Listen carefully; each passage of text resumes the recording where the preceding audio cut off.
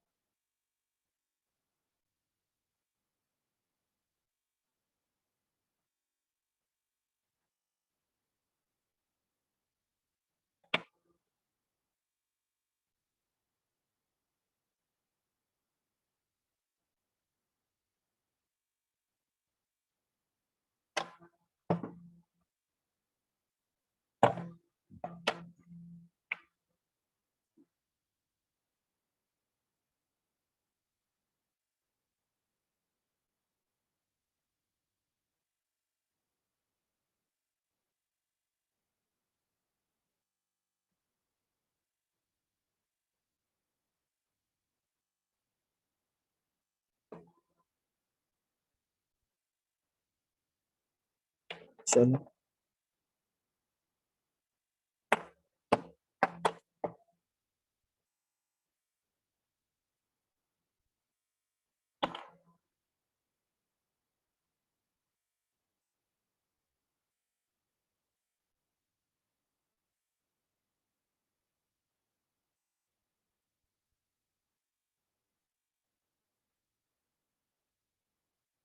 चलो चलो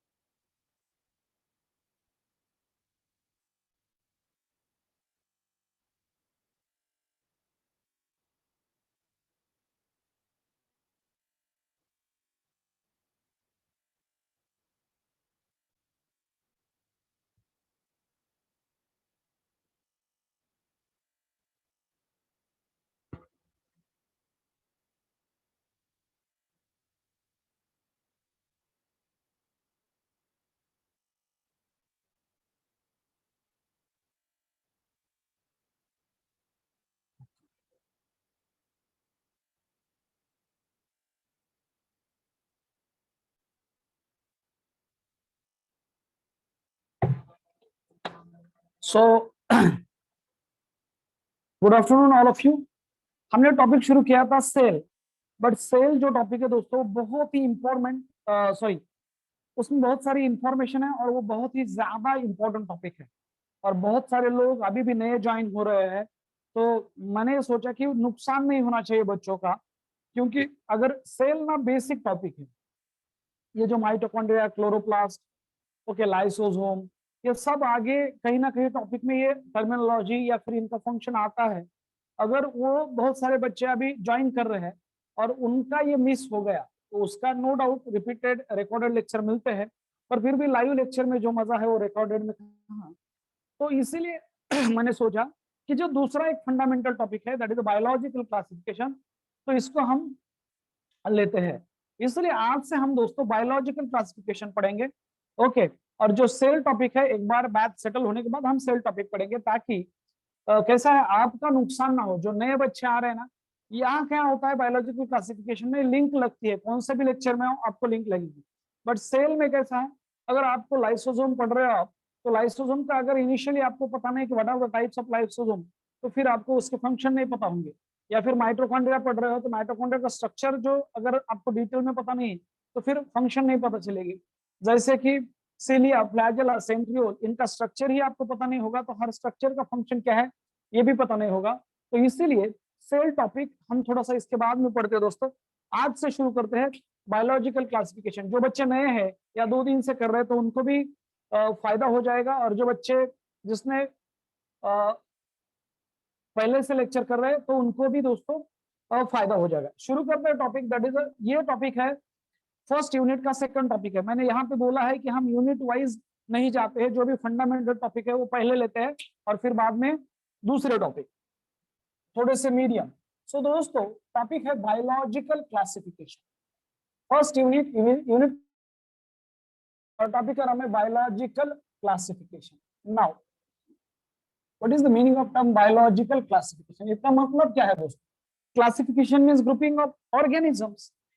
So biological classification means grouping of organism or anything. Biological classification means दोस्तों it is a scientific process in which all the living organisms on planet Earth are classified into groups and subgroups based on their similarities and dissimilarities. इसे कहते हैं दोस्तों classification, और इसे कहते हैं biological classification. पूरे जो लिविंग ऑर्गेनिज्म है उसको क्लासिफाई करना into groups and subgroups, that is named as a biological classification. Now दोस्तों what are, this is slide number 1. दिसतंय तुम्हाला एकदा सांगा, कन्फर्म दिसतंय? ओके डन, कोई बात नहीं।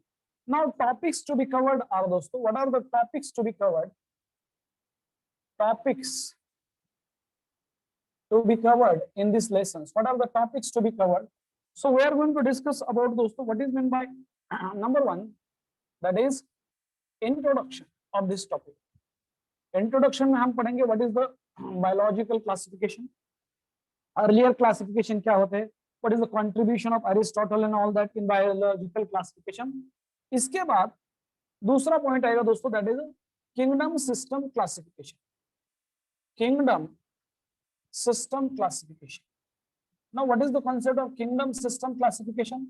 आप सबको पता है दोस्तों किंगडम सिस्टम क्लासिफिकेशन। मैं क्लासिफिकेशन को ऐसे लिखूंगा, kingdom system classification. So there are different types of kingdom, okay, of planet are present on planet Earth.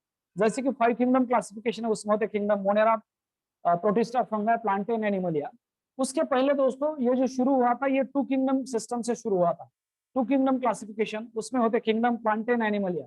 Then 3 kingdom classification, उसमें दोस्तों होते protista, plantae, animalia. 4 kingdom classification, उसमें होते monera, protista, plantae and animalia. और 5 kingdom classification जिसमें होते दोस्तों that is monera, protista, plantae, monera, protista, fungi, plantae and animalia. और फिर अभी आया है 6 किंगडम क्लासिफिकेशन। तो ये जो दोस्तों ये क्या कॉन्सेप्ट है किंगडम क्लासिफिकेशन सिस्टम, इसको भी हम डिटेल में जानेंगे। फॉर एग्जाम्पल इसमें क्या है दोस्तों, ये जो किंगडम क्लासिफिकेशन सिस्टम है एक होता है that is a 2 kingdom classification. 2 kingdom classification.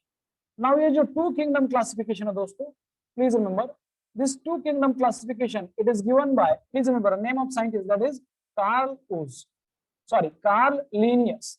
Now this 2 kingdom classification system is given by दोस्तों कार्ल लिनियस। इसके ऊपर क्वेश्चन आता है, ओके इसमें कौन से किंगडम है? It include 2 kingdom, that is kingdom Plantae और मोनेरा।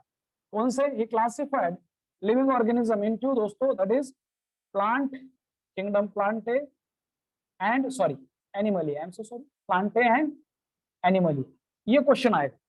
फिर दोस्तों second one is that is 3 kingdom classification system. Now ये जो 3 किंगडम क्लासिफिकेशन सिस्टम, आप में से कोई मुझे बता सकता है ये किसने दिया है?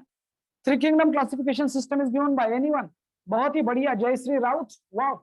इट इज गिवन बाय दोस्तों Haeckel, it is given bye Haeckel, याद रखेंगे कैसे। नाउ और ये जो 3 किंगडम क्लासिफिकेशन सिस्टम है इसमें आता है दोस्तों दैट इज अ प्रोटिस्टा। ये भी क्वेश्चन आएगा कौन से किंगडम आते हैं, Protista, kingdom Plantae and kingdom Animalia. Protista, kingdom Plantae और एनिमलिया। इसका मतलब है kingdom Protista is discovered by Haeckel. इसका मतलब है kingdom Protista is discovered by Haeckel. फिर दोस्तों आएगा फोर किंगडम क्लासिफिकेशन।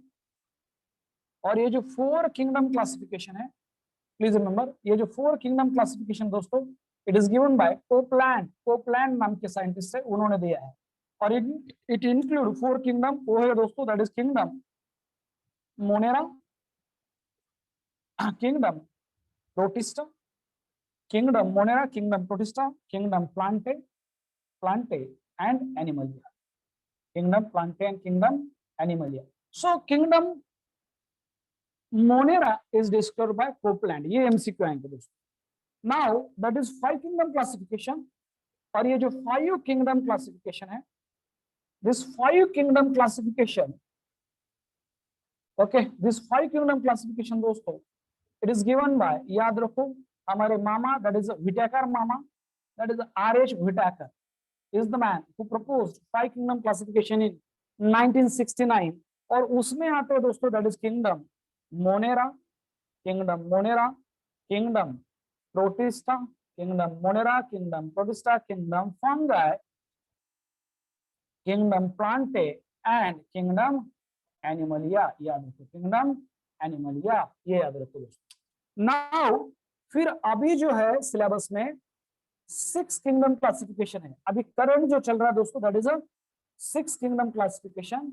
और आपको पता होना चाहिए this six kingdom classification is given by दोस्तों, साइंटिस्ट का नाम है कार्ल ऊज। साइंटिस्ट का नाम क्या है? कार्ल ऊज। तो कार्ल ऊज ने क्या किया, ये जो किंगडम मोनेरा है इसको डिवाइड किया दो किंगडम में, दैट इज आर्कीबैक्टीरिया और यूबैक्टीरिया। तो दोस्तों आज से याद रखना है हमें, एक नया आपके लिए है कि archaebacteria is actually kingdom.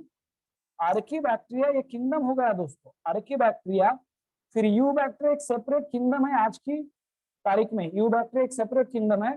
Then फिर आते हैं दोस्तों प्रोटिस्टा, फिर आएंगे प्रोटिस्टा, ओके, प्रोटिस्टा। फिर आते हैं दोस्तों दैट इज फंगाई, फंगाई,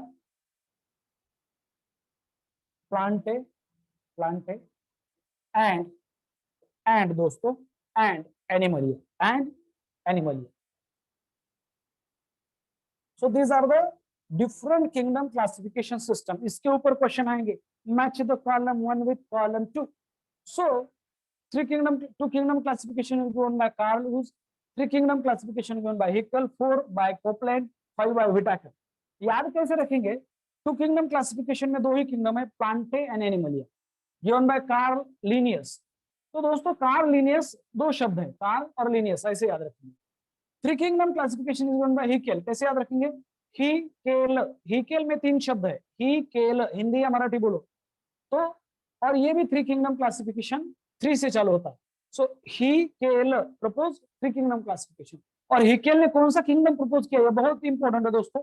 हीकेल ने किंगडम प्रपोज किया था, that is H, Haeckel propose kingdom protista. तो एचपी याद रखो दोस्तों, एचपी जो ब्रांड है ओके लैपटॉप का, उससे हम याद रखेंगे। Now four kingdom classification, that four kingdom classification is given by, याद रखो, दैट इज कोपलैंड। कैसे याद रखेंगे? फोर, फोर शब्द है ना, तो कोपलैंड में भी फोर है, कोपलैंड, मराठी में या हिंदी में बोलो, कोपलैंड। तो four kingdom classification is propose by Copeland. इसे कैसे याद रखेंगे दोस्तों? तो इसे याद रखो। और उसने कौन सा किंगडम प्रपोज किया? Kingdom Monera, kingdom Monera. इसे याद रखेंगे दोस्तों सीएम, सीएम से। Now what is mean by CM? तो दोस्तों अभी जब भी आप टीवी ऑन करोगे ना कुछ बात related to chief minister of Maharashtra जो है उद्धव जी ठाकरे, उनके बारे में कुछ ना कुछ न्यूज आती है, या फिर वो हमें आके गाइडलाइन करते हैं कि घर में रहो, ओके, तुम्ही खबरदारी घ्या, मी जबाबदारी घेतो, असं बोलत राहतात ते। तर जे सीएम आहे त्याच्यावरून एक शब्द लक्षात ठेवायचा की कोपलैंड प्रपोज्ड किंगडम मोनेरा दोस्तों। नाउ फाइव किंगडम क्लासिफिकेशन ये बहुत इंपॉर्टेंट है, it is proposed by R H. Whittaker, ये हमें डिटेल में जानना है। और दोस्तों उसमें आते हैं monera, protista, fungi, plantae, animal. फिर जाके और recent classification that is six kingdom classification Carl Woese. Carl Woese, ये नाम है साइंटिस्ट का, कार्ल उज। और उसने क्या किया कि वी डिवाइडेड किंगडम मोनेरा, उन्होंने क्या किया दोस्तों कि किंगडम मोनेरा को ही डिवाइड कर दिया, किसमें, आर्कीबैक्टीरिया और यूबैक्टीरिया। नाउ आर्कीबैक्टीरिया और यूबैक्टीरिया सेपरेट किंगडम। तो so this is 6 kingdom classification. इसका नाम आगे से आएंगे कार्ल ऊस, जब कारल्याची भाजी आणि ऊस असं लक्षात ठेवा। नाउ दोस्तों ये हो गया 2 किंगडम क्लासिफिकेशन सिस्टम, पर फिर भी हमारे सिलेबस में अभी तक 5 किंगडम क्लासिफिकेशन सिस्टम ही है। तो आगे जाके पढ़ेंगे दोस्तों, दैट इज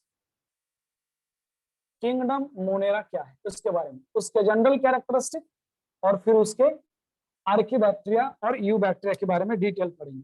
किंगडम मोनेरा में हम पढ़ेंगे दोस्तों अबाउट आर्कीबैक्टीरिया, वो क्या होते हैं, और आर्ची बैक्टीरिया लोग बोलते, कोई लोग इसे आर्की बैक्टीरिया या फिर आर्ची बैक्टीरिया और पर्शा बैक्टीरिया। नो, पर्शा बैक्टीरिया नहीं है, पर्शा सिर्फ सैराट में है। तो आर्की बैक्टीरिया और दोस्तों eubacteria, these are the true bacteria. Eubacteria are called as true bacteria, और आर्की का मतलब होता है old, ancient, these are the first living form on planet Earth. तो ये हो गया किंगडम मोनेरा, इसको हम डिटेल में जानेंगे। फिर दोस्तों इसके बाद ओके, ये हो गया पॉइंट नंबर 3 किंगडम मोनेरा। फिर पॉइंट नंबर 4 दोस्तों बात करेंगे, दैट इज किंगडम प्रोटिस्टा के बारे में डिटेल में, उसके जनरल कैरेक्टरिस्टिक, प्रोटिस्टा और उसमें कौन से ग्रुप आते हैं। तो प्रोटिस्टा में दोस्तों एक 5 ग्रुप है। Number 1 that is chrysophytes, chryso means golden और phyta means plant, so these are the organism which like a plant but they are golden in color, chrysophytes। Unicellular eukaryote आते हैं किंगडम प्रोटिस्टा में। फिर दोस्तों डायनोफ्लैजेलेट्स, chrysophytes, dinoflagellate, okay. इसके बाद euglenoids, these are also belong to kingdom Protista, याद रखो यूग्लेनोइड्स। बहुत सारे लोगों को लगता है कि दे आर एनिमल, नहीं। या अमीबा भी लोगों को एनिमल लगते हैं, नहीं, हाइड्रा एनिमल है लेकिन। Then slime mould, slime mould, they are also belong to kingdom protista. और लास्ट ग्रुप है दोस्तों जिसका नाम है protozoa, protozoa, these are belong to kingdom protista. तो इसकी बात करेंगे, तो ये 5 ग्रुप है दोस्तों, कौन से, क्राइजोफाइट्स, डायनोफ्लैजेलेट्स, याद रखो, क्राइजोफाइट्स, डायनोफ्लैजेलेट्स, यूग्लेनोइड्स एंड स्लाइम मोल्ड या फिर प्रोटोजुआ, प्रोटोजुआ ऐसे याद रखिए। और ये क्वेश्चन आता है which among the following group is not belong to kingdom protista. यही से एमसीक्यू की लैंग्वेज डेवलप करेंगे। कल ही मैंने बोला ना, try to predict the future MCQ. मैंने क्या बोला दोस्तों, try to predict the future MCQ. हमें फ्यूचर एमसीक्यू प्रिडिक्ट करने हैं दोस्तों। सो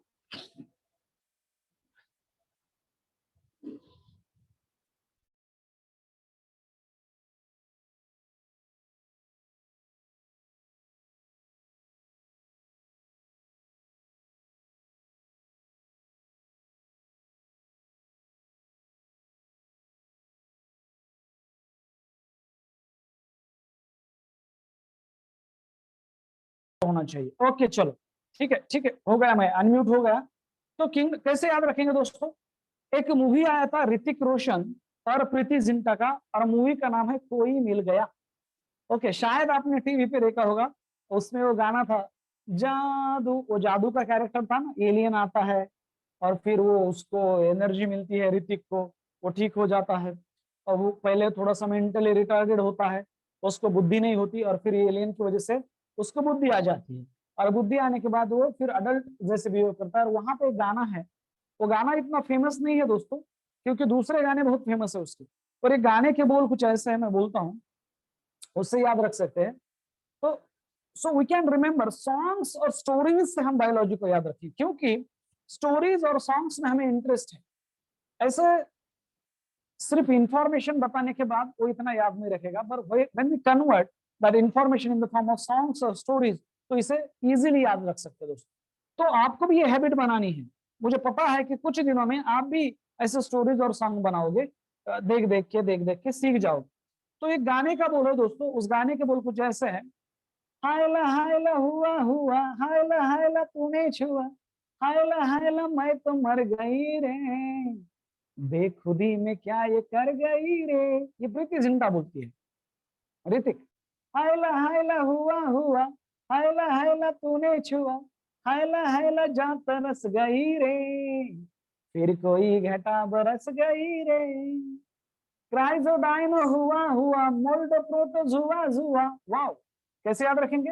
वाओ, दैट इज क्राइजोडाइन हुआ हुआ, मोल्डो प्रोटोजुआ जुआ, युगल तूने दिल को छू लिया रे, सब आते हैं प्रोटिस्टा में।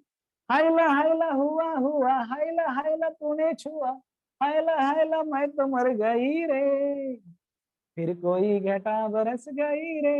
कैसे याद रखा दोस्तों? क्राइजोडाइनो, मोल्डो प्रोटो और यूग्लेना, ये याद रखो, ये बहुत ही इंपॉर्टेंट है दोस्तों, ये बहुत ही इंपॉर्टेंट है।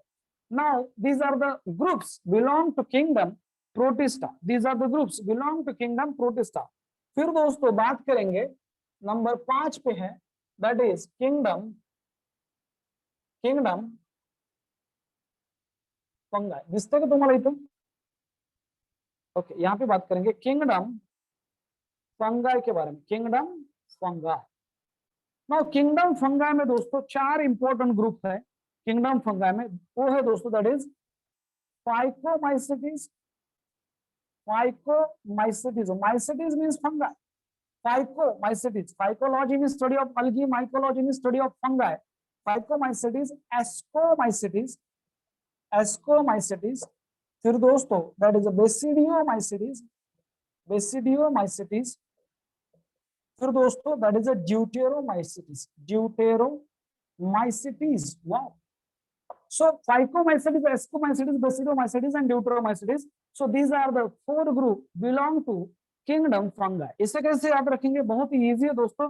पहले गेम था चाइनीज गेम, उसके ऊपर अभी बैन आ गया है, उसका नाम है दोस्तों दैट इज PAB, और पबजी नाम था उसका, पबजी। तो हम इस जी को गायब कर देते हैं और हम रखेंगे पबडी, पबडी। सो पबडी, पबजी की जगह क्या बोलेंगे? पबडी means phycomycetes. Okay, phycomycetes, ascomycetes, basidiomycetes और ड्यूटेरोमाइसिटीज। शायद ये नाम लेने में आपको थोड़ी सी कठिनाई होगी, पर धीरे धीरे धीरे आपको आ जाएंगे। सो ये ऐसे याद रखना दोस्तों, पबडी या फिर कबड्डी कबड्डी कबड्डी, वैसे पबडी पबडी पबडी। So these are the group belong to kingdom fungi. और लास्टली हम बात करेंगे दोस्तों the most important, we are going to discuss about the दिसतं का इकडचं वायरसेस, विरॉइड्स, प्रायॉन्स और लाइकेंस। किसके बारे में बात करेंगे दोस्तों? हम बात करेंगे द मोस्ट इंपॉर्टेंट, जो अभी जो चल रहा है, वायरसेस क्या होते हैं दोस्तों, what is the concept of viroids, what is the concept of lichens, lichens and दोस्तों ये प्रायॉन क्या चीज है। So these are the non living organism, but they, ये लाइकेंस छोड़ के ये असेलुलर ऑर्गेनिज्म होते हैं दोस्तों, वायरसेस। असेलुलर ऑर्गेनिज्म तो नहीं बोलेंगे, पर असेलुलर थिंग्स है वायरस, विरॉइड्स और प्रायॉन और लाइकेंस। लाइकेंस सेलुलर है, तो इसके बारे में हम डिटेल में बात करेंगे ओके इस टॉपिक के अंत में। So this is slide number 1 and this is the introduction of topic biological classification. तो आपको अभी कुछ नहीं लिखना है, जस्ट लिसन, जस्ट लिसन। मैं स्क्रीनशॉट भेज दूंगा उसके, फिर लिखो। Is that okay? समझ में? आगे चलते हैं। नाउ दोस्तों शुरू करते हैं कि इसका इंट्रोडक्शन क्या है, इसका इंट्रोडक्शन क्या है। ओके चलो।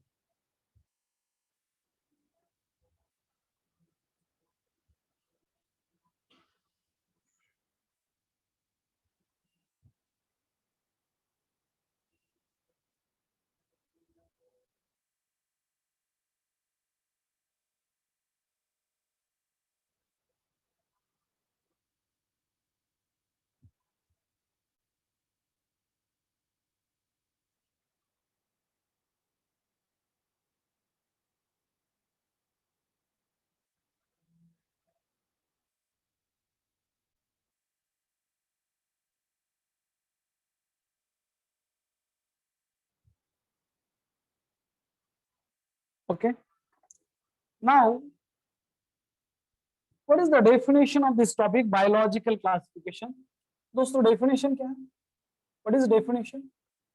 What is the biological classification? It is a scientific process in which living organisms are classified into groups and subgroups based on their similarities and dissimilarities, ये एमसीक्यू। क्लासिफिकेशन दोस्तों it is a scientific process है, it is a scientific process in which living organisms, biological है इसलिए दोस्तों living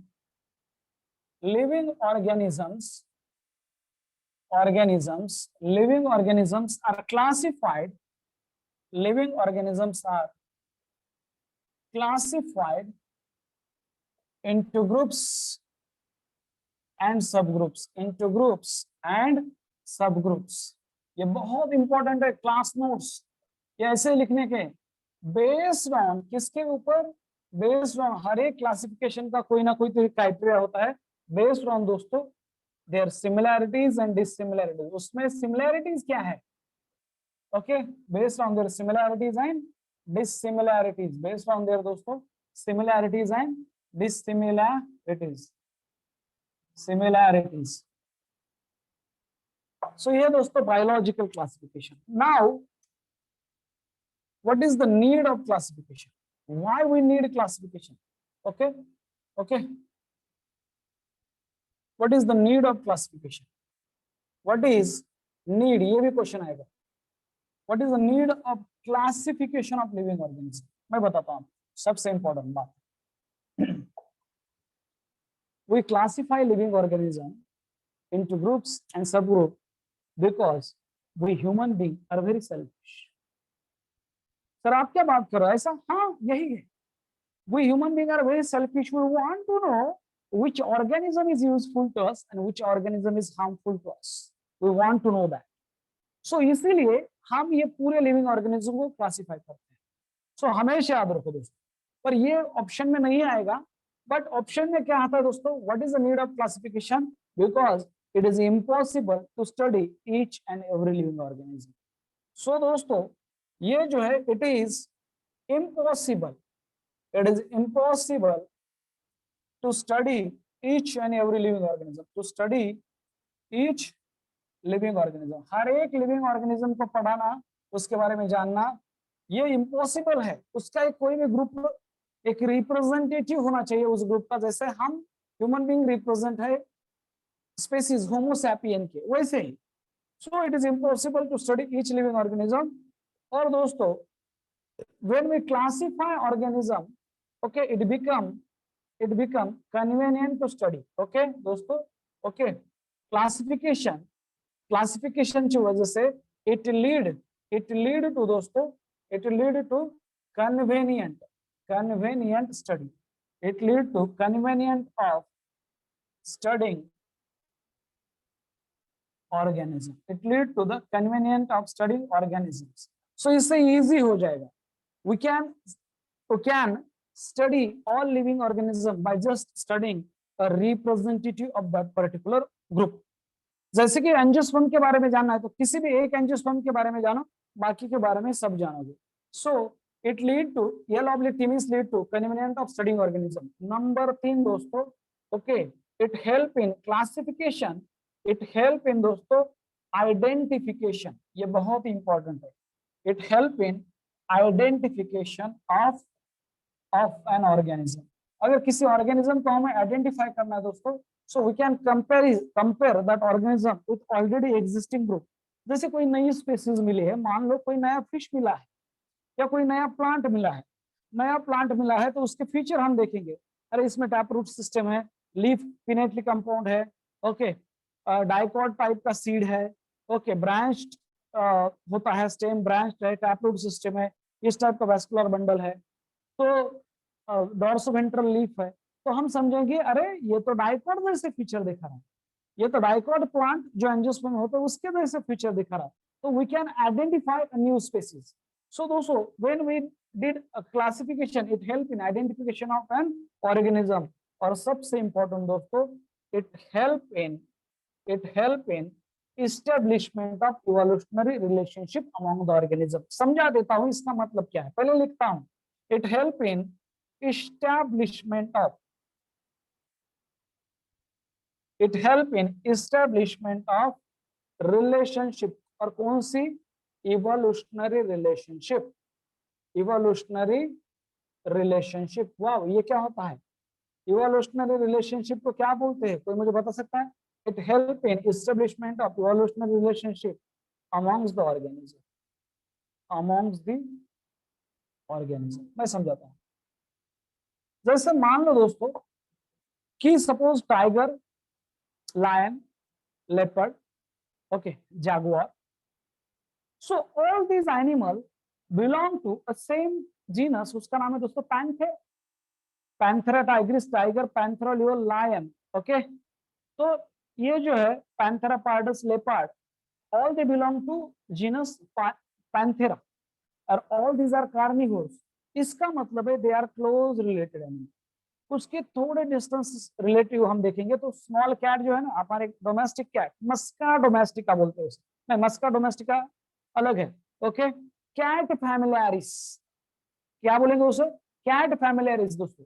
so ये जो है domestic cat, it is a distance relative of दोस्तों, distantly related with the tiger and that lion or leopard or jaguar, so we can establish a relationship, a evolutionary relationship among the organism। जैसे आपको human evolution होगा दोस्तों, तो आपको पता है कि we are evolve from monkeys, we are evolve from ape. पहले मंकी थे, फिर एप, फिर एप्स के बीच में दोस्तों बहुत सारे जो एक्सटिंक्ट हुए हैं प्री हिस्टोरिक मैन, जैसे ड्रायोपिथेकस है, रामापिथेकस है, ऑस्ट्रेलोपिथेकस है, होमो हैबिलिस है, होमो इरेक्टस है, निएंडरथल मैन है, क्रो-मैग्नन मैन है, और फिर हम आ गए दोस्तों होमो सैपियन। तो ये जो क्लासिफिकेशन है, क्लासिफिकेशन में क्या करते हैं? We classify living organism based on their similarities. तो दोस्तों based on that is their family, their order, their genus, their species, तो हमें we can easily establish evolutionary relationship. हमें पता चलेगा कि ये ऑर्गेनिज्म कहाँ से डेवलप हुआ है, ये हमें पता चलेगा दोस्तों कि ये ऑर्गेनिज्म कहाँ से डेवलप हुआ है। ग्रीन एल्गी से ब्रायोफाइट डेवलप हुए हैं, ये हमें पता चलेगा। बर्ड से दोस्तों, रेप्टाइल से बर्ड डेवलप हुए हैं, ये हमें पता चलेगा। एम्फीबियंस, फिशेस से ही एम्फीबियंस डेवलप हुए हैं। तो ये जो इवोल्यूशनरी रिलेशनशिप है, इसे एस्टेब्लिश करने में बायोलॉजिकल क्लासिफिकेशन की बहुत ही अहम भूमिका है। और दोस्तों इस evolutionary relationship is also known as animal, evolutionary relationship is also known as, evolutionary relationship के लिए एक साइंटिफिक टर्म है, कोई मुझे आप में से बता सकता है? Anyone from the class, anyone, कोई बता सकता है? इवोल्यूशनरी, बहुत ही बढ़िया, अजय जगताप, वाओ। इसे कहते हैं when you will teach remaining component of prokaryotes. बेटा शेष, वो हम इस टॉपिक के बाद शुरू करेंगे, ओके, जरूर डिटेल में, क्योंकि वो टॉपिक बहुत ही इंपॉर्टेंट है, ओके। फाइलोजेनी बोलेंगे, आरनो क्या बोलेंगे? फाइलोजेनेटिक रिलेशनशिप, पर इसके लिए एक शब्द है फाइलोजेनी, याद रखो। वाह, ये बहुत इंपॉर्टेंट है, नोट लिखता हूं मैं। इवोल्यूशनरी रिलेशनशिप मींस दोस्तों phylogeny, phylogeny, is that okay? This is slide number 2, this is slide number 2। सो ये हो गया डेफिनेशन। एंड दोस्तों what is the need of classification? Please don't raise your hand as it get difficult to take this screenshot, okay. आपको जो भी पूछना है पूछ सकते हो। और आपको अभी जो दोस्तों डाउट आ रहा है, सपोज ये लाइन समझ में नहीं, ये लाइन समझ में नहीं, तो फटाक से वो लिख दो कहीं तो भी, और उसके ऊपर क्वेश्चन, उसके आगे क्वेश्चन मार्क कर दो। जब हम डाउट सेशन लेते हैं, इस लेक्चर के बाद डाउट सेशन होगा, वो भी लाइव, तो वहां पे आप पूछ लेना सर कि ये लाइन मुझे समझ में है, प्लीज एक्सप्लेन, प्लीज इलेबोरेट, थोड़ा डिटेल में बोल दो, ठीक है। चलो आगे चलते दोस्तों, ओके, चलो। सो याद रखेंगे। नाउ दोस्तों let discuss the concept of कैसे क्लासिफिकेशन शुरू हुआ। इसकी एक स्टोरी है, स्टोरी के फॉर्म में सुनेंगे।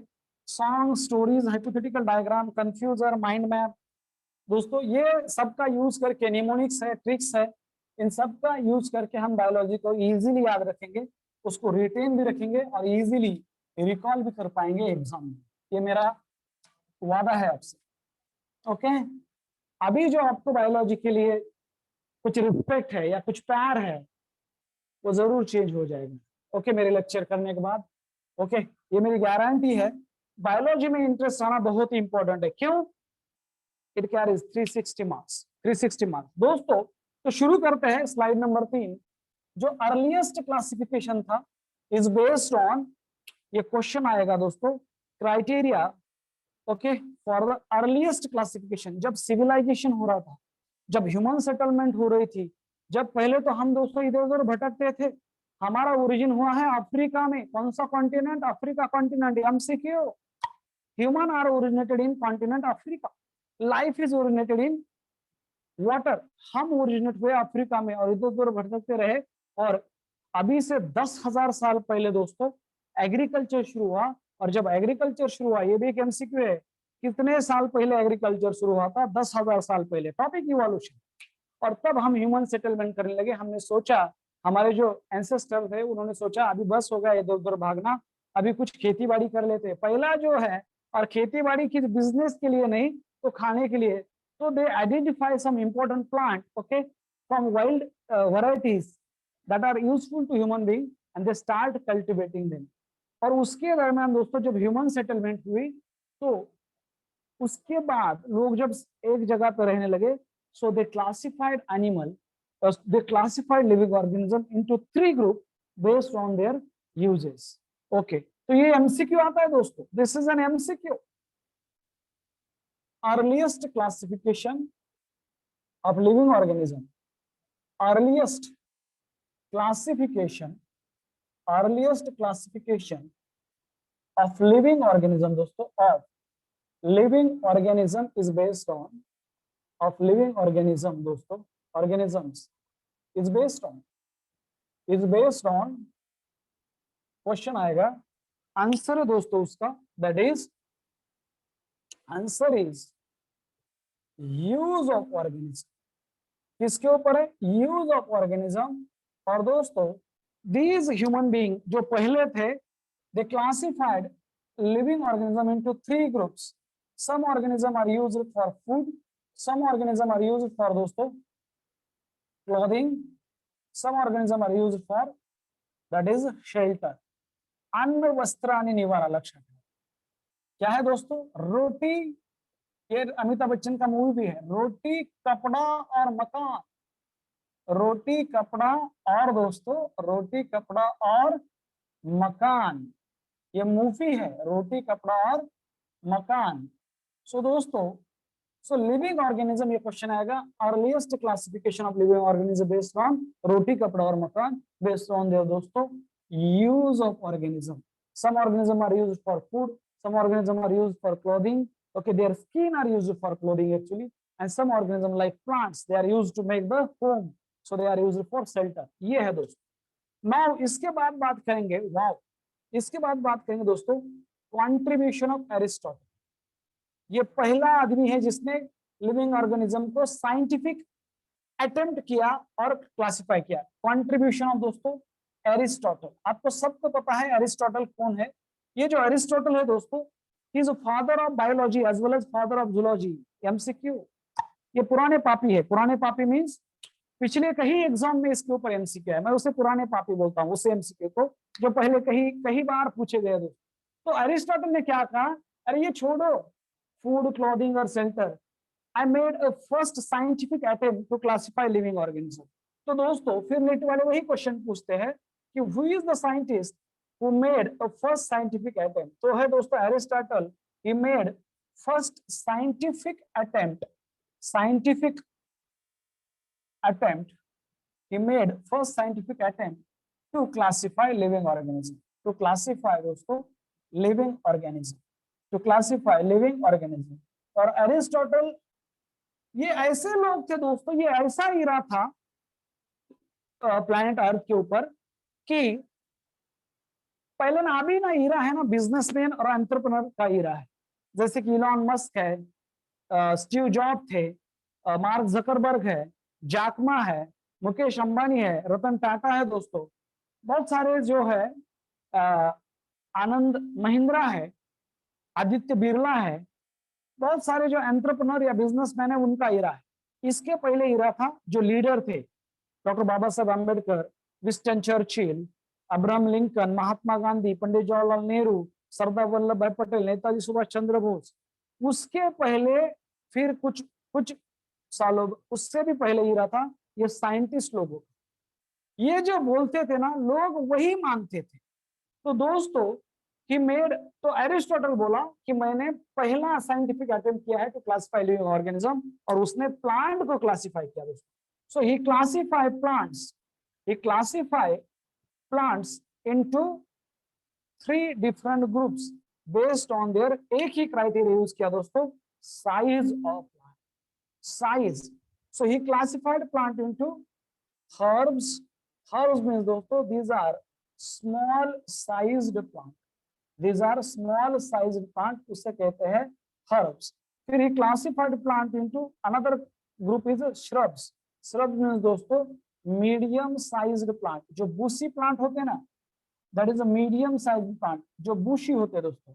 और he classified plant into trees, trees का मतलब है दोस्तों दीज आर, जो प्लांट है लार्ज साइज्ड प्लांट। सो ये एमसीक्यू आएगा, who classified plant into herb shrub and tree, answer is Aristotle. और कौन सा क्राइटेरिया यूज किया, एक मॉर्फोलॉजिकल क्राइटेरिया यूज किया दोस्तों, size, and this is an MCQ. लोग बोलने लगे अरिस्टोटल की जय हो, अरिस्टोटल तुम आगे बढ़ो, हम तुम्हारे साथ है। अरिस्टोटल बोला अरे सुनो तो सही लोगों, I also classified animal, I also classified animal into 2 groups. तो उसने, ये तो प्लांट हो गए दोस्तों, उसने एनिमल भी क्लासिफाई किए थे। he also classified animal into 2 groups based on presence or absence of red blood, based on presence or absence of red blood दोस्तों। तो देखते हैं, that is, और ये है that is enyma and anaema, enyma and anaema। now इसे कहते हैं दोस्तों enyma और anaema। ओके चलो देख लेते क्या होता है enyma और anaema।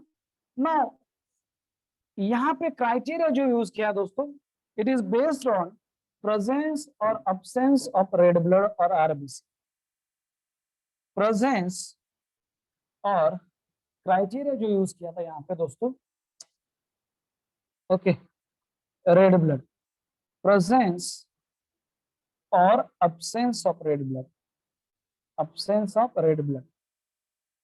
जिनमें रेड ब्लड है उन्हें कहेंगे इनायमा, जिनमें ब्लड रेड नहीं है उन्हें कहेंगे अनायमा।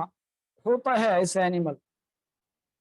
सो इनायमा मीन्स दोस्तों these are animals with red blood, MCQ, animals, सी और सी के ऊपर ऐसा बार लगा दिया तो ये होता है विथ, मेडिकल साइंस में ऐसे लिखते हैं दोस्तों। Okay, fever with thrombocytopenia, patient को फीवर है, या फिर ऐसे लिखते हैं कफ विथ फीवर, ऐसे लिखते हैं सिम्टम, डॉक्टर ऐसे लिखता है कफ विथ फीवर। ओके, या फिर ऐसा लिखता है कफ विथ कोल्ड। ओके, ऐसा लिखता है, या फिर ऐसा लिखेगा there is a history of DM with HTN, hypertension, diabetes mellitus भी है और हाइपरटेंशन भी है। तो दोस्तों विथ का सी ऑब्लिक सी के ऊपर एक बार लगा दिया, इसका मतलब होता है विथ, मैं लिखता हूं ऐसे। So animal with red blood, जिनमें रेड ब्लड है उन्हें कहेंगे दोस्तों इनायमा, और animal without red blood, animal without red blood, जिनमें रेड ब्लड नहीं है उन्हें कहेंगे दोस्तों इनायमा, सॉरी अनायमा। नाउ याद कैसे रखेंगे, तो याद रखो बहुत ही इजी है दोस्तों, दैट इज इना ईमा और एना ईमा। 2 लड़कियां है, इना ईमा एना ईमा, ईमा तो सेम है, इना एंड एना, इना एंड एना। तो इना में रेड ब्लड है और एना में रेड ब्लड नहीं है। आपने नाम सुना है एनीमिया, ये उससे मिलता जुलता शब्द है, एनीमिया नाम सुना होगा आपने, एनीमिया। ओके, आपने नाम सुना दोस्तों एनीमिया। सो एनीमिया से मिलता जुलता शब्द है, एनीमिया से मिलता जुलता शब्द है। एनीमिया मीन्स क्या है दोस्तों, decrease, that is haemoglobin, decrease RBC count, या फिर दोस्तों decrease haemoglobin in blood, decrease RBC count और डिक्रीज हीमोग्लोबिन इन ब्लड, म्हणजे रेड ब्लड कमी होना, तसंच एनायमा एनीमिया, ऐसे याद रखिए। फिर लोग बोलने लगे अरे अरिस्टोटल आपने एनिमल को क्लासिफाई कर दिया, तो बोला हाँ यार, अरे मैं फादर हूँ बायोलॉजी का, आपने आप ही ने कहा है। तो लोग फिर से बोलने लगे अरिस्टोटल की जय हो, अरिस्टोटल का विजय हो, अरिस्टोटल तुम आगे बढ़ो, हम तुम्हारे साथ हैं। ओके, एकच वादा अरिस्टोटल दादा, एकच वादा अरिस्टोटल दादा। लोग दीवाने हो गए अरिस्टोटल के, दीवाने हो गए। बहुत बड़ा ग्रीक फिलोसोफर है, ऐसे ही दीवाने नहीं होते किसी, कोई किसी को ऐसे ही फादर नहीं बनाता किसी भी सब्जेक्ट का। ये बहुत नॉलेजेबल आदमी था। फिर बोला, फिर लोगों अरिस्टोटल को लगा अरे लोगों को इतना आनंद हो रहा है तो और चलो कुछ करते हैं, और कुछ करते हैं। और उसने सोचा आज कुछ तूफानी करते हैं। उसने सोचा दोस्तों आज कुछ तूफानी करते हैं। एंड अगेन याद रखो, अगेन दोस्तों he classified, जो एरिस्टोटल है, ओके, he classified दोस्तों,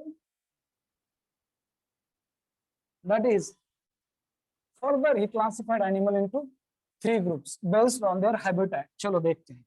We are dealing with दोस्तों contribution of Aristotle. We are dealing with contribution of Aristotle to classify living organism. पहले हमने प्लांट का देखा classification, herbs, shrubs and trees. Trees means बड़े बड़े प्लांट जो हम देखते हैं, neem, banyan tree, peepal tree, these are the trees. और जो बुश होते हैं, रोज का प्लांट है या फिर छोटे छोटे, ओके, जिनकी हाइट सपोज मान लो इतनी है, वो होते हैं दोस्तों श्रब। और जो बहुत ही छोटे होते हैं, ओके, उनकी साइज है दोस्तों दैट इज, उन्हें कहते हैं shrub. Now again we are dealing with दोस्तों टॉपिक एरिस्टोटल, जो है एरिस्टोटल, यहाँ पे लिखता हूं classified, classified animals, further classified animals दोस्तों into three groups, based on criteria use किया क्या दोस्तों, based on habitat. Now what is meant by habitat? कोई मुझे बता सकता है habitat का मतलब क्या है दोस्तों? Habitat is a natural living home of an organism based on दोस्तों habitat, based on their habitat. तो habitat क्या होता है, वो रहते कहाँ पे हैं, कौन सी जगह पे रहते हैं, लैंड पे रहते हैं, एयर में रहेंगे या फिर वाटर में। तो ऐसे बेसिकली हैबिटेट होती है दोस्तों, it is, habitat is natural home, कौन सा natural living home, natural living home of an organism. उनका घर कौन सा है, ऑफ एन ऑर्गेनिजम्स, उसे कहेंगे दोस्तों उनकी habitat, natural living home of an organism. Naturally वो कहाँ रहते हैं उसे कहेंगे उनकी habitat. Natural living home of an organism is called as दोस्तों habitat. Now, so he classified animal into three groups, sorry, animals, and there are दोस्तों three types. एक होता है terrestrial animals, terrestrial animals, these are animals दोस्तों, terrestrial animals, terrestrial होंगे, they are living on land, और land के ऊपर रहते हैं। फिर है दोस्तों aquatic animal, these are animal they are living in water, उनकी हैबिटेट वाटर में है। और फिर दोस्तों तीसरा ग्रुप है that is a aerial animal, जिनकी हैबिटेट एयर, वो ज्यादा से ज्यादा एयर में पाए जाते हैं। So he classified animal into three groups, criteria use किया हैबिटेट। और फिर लोग बोलने लगे अरे इनको टाइटल दे दो, इतना सारा काम कर रहे हैं। तो लोगों ने कहा एरिस्टोटल आज से आप बायोलॉजी के बाप हो। कोई तो भी बोला क्या बाप आदमी है, फिर सभी लोग बोलने लगे कि एरिस्टोटल आज से बायोलॉजी के बाप है, और he is also father of zoology और फादर ऑफ बायोलॉजी। बहुत साल बीत गए, बहुत साल बीत गए, और लोग यही कंसिडर कर रहे थे कि यही क्लासिफिकेशन है, यही क्लासिफिकेशन है। फिर 1800 सेंचुरी, 1800 सदी में दोस्तों, 18th सेंचुरी में एक साइंटिस्ट आया जिनका नाम है कार्ल लिनियस। और कार्ल लिनियस है दोस्तों, उन्होंने खूब पढ़ाई की, उन्होंने खूब पढ़ाई की, बॉटनी की और प्लांट की और एनिमल की, बाकी के फंगा या फिर बैक्टीरिया उनकी भी पढ़ाई की। और उन्होंने कहा लोगों, अरे सुनो सुनो सुनो दुनिया वालों, ये जो अरिस्टोटल कहते थे, ये कुछ उन्होंने जो कहा है वो आधा ही सच है। I classified all living organism into दोस्तों two groups, and these are named as kingdoms. So he classified all living organism into two kingdom, that is kingdom Plantae and kingdom Animalia. So दोस्तों बात करते हैं, वाव topic बात करेंगे, that is contribution of Carl Linnaeus, contribution of दोस्तों Carl Linnaeus, ये बहुत ही dedicated आदमी था, ये बहुत ही डेडिकेटेड आदमी है कार्ल लिनियस। उसका खुद का नाम भी उसने बायनोमियल नोमेनक्लेचर के में जैसे होता है वैसे किया था, बाद में बात करेंगे इसके बारे में। सो ये जो कंट्रीब्यूशन है कार्ल लिनियस दोस्तों, उसके he classified, he give two kingdom propose. क्या किया उसने दोस्तों, ये प्रपोज, मैं हमेशा बोलता हूँ जो प्रपोज करना है तो कुछ ऐसा प्रपोज करो कि पूरी दुनिया याद रख सके। Propose two kingdom classification system, two kingdom classification system. इसने पूरे दुनिया के ऑर्गेनिज्म को ओके टू किंगडम क्लासिफिकेशन, दो किंगडम में बांट दिया। ये classified two kingdom classification system.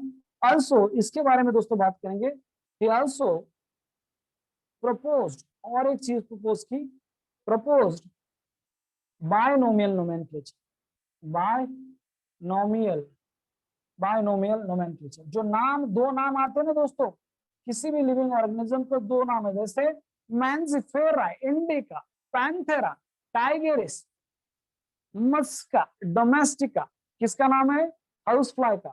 Wheat का नाम क्या है, Triticum aestivum, garden pea Pisum sativum, okay.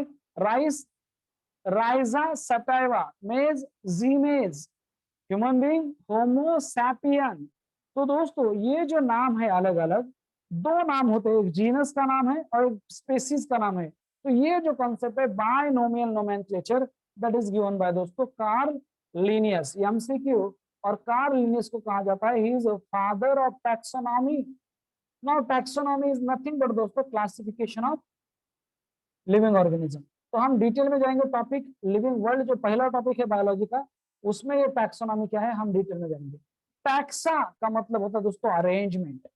Taxa का मतलब क्या है, टैक्सी का मतलब होता है अरेंजमेंट, हमेशा याद रखो, टैक्सी अरेंजमेंट। हम बोलते हैं दोस्तों, आप पिक्चर में देखते हो कि मुंबई में वो हीरोइन या फिर हीरो खड़ा रखता है या कोई भी, टैक्सी। टैक्सी का मतलब क्या है, वो आपके लिए अरेंजमेंट है एक प्लेस से दूसरी प्लेस के लिए जाने के लिए। अभी तो उबर और ओला आए हैं, टैक्सी है तो वो अरेंजमेंट बनाई है ताकि आप एक जगह से दूसरी जगह जा सके। सो टैक्सी का मतलब होता है दोस्तों arrangement. Taxonomy means it is an arrangement of all living organism into groups and subgroups, okay, into different group, उसे कहते हैं टैक्सोनॉमी। और फादर ऑफ टैक्सोनॉमी है कार्ल लिनियस। कार्ल लिनियस के बारे में इतना ही। आगे ये जो है बायनोमियल नोमेनक्लेचर और टैक्सोनॉमी, ये किसका पार्ट है दोस्तों, ये जो टॉपिक लिविंग वर्ल्ड में हम इसे डिस्कस करेंगे, okay. Will be discussed, will be discussed, will be discussed in topic, will be discussed in topic living world। वहां का ये पार्ट है टॉपिक लिविंग वर्ल्ड। तो ऐसे कनेक्ट करेंगे हम जरूर, ये पहला टॉपिक है। और यहाँ पे बात करेंगे दोस्तों two kingdom classification system given by Carl Linnaeus. I think this is slide number कितना होगा, 4, हाँ 4 ही है, स्लाइड नंबर 4। आगे बढ़ते हैं, चलो आगे बढ़ते हैं दोस्तों, ओके आगे बढ़ते हैं। वाह, अभी बहुत ही मजेदार है, बात करेंगे ये जो कार्ल लिनियस है दोस्तों, इसने क्या किया।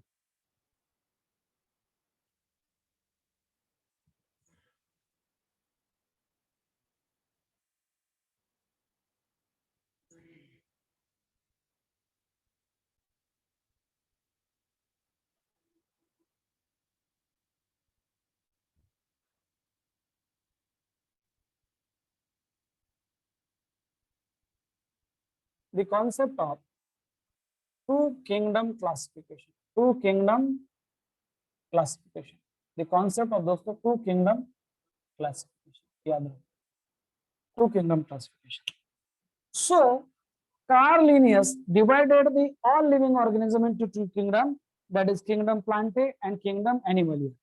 याद रखो टू किंगडम क्लासिफिकेशन, और उसमें आते हैं दोस्तों दो, दैट इज किंगडम प्लांटे, या उसे प्लांट किंगडम भी बोला जाता है, kingdom Plantae and kingdom Animalia. किसने दिया, kingdom Plantae and kingdom Animalia, kingdom Plantae and kingdom Animalia किसने दिया दोस्तों, that is Carl Linnaeus, Carl Linnaeus, Carl Linnaeus. Slide number 5। Now दोस्तों ये जो क्राइटेरिया यूज किया था उसने, हम बात करेंगे कि जो क्राइटेरिया यूज किया था, क्राइटेरिया जो यूज किया था वो कुछ अलग ही था दोस्तों, जो क्राइटेरिया यूज किया था वो कुछ अलग ही था, उसके बारे में बात करते हैं। No criteria used by Carl Linnaeus, उसके बारे में बात करेंगे। कोई मुझे बता सकता है, किसने पढ़ा है कि according to that he classified some organism into Plantae and some organism into kingdom Animalia. तो क्या क्राइटेरिया यूज किया था, आप में से कोई मुझे बता सकता है? ओके, क्या क्या क्राइटेरिया यूज किए थे दोस्तों, क्या क्या क्राइटेरिया यूज किए थे, आप में से कोई बता सकता है? एनीवन? ओके, बहुत बढ़िया। मोटिलिटी और सेल वॉल, लोकोमोशन, न्यूट्रिशन।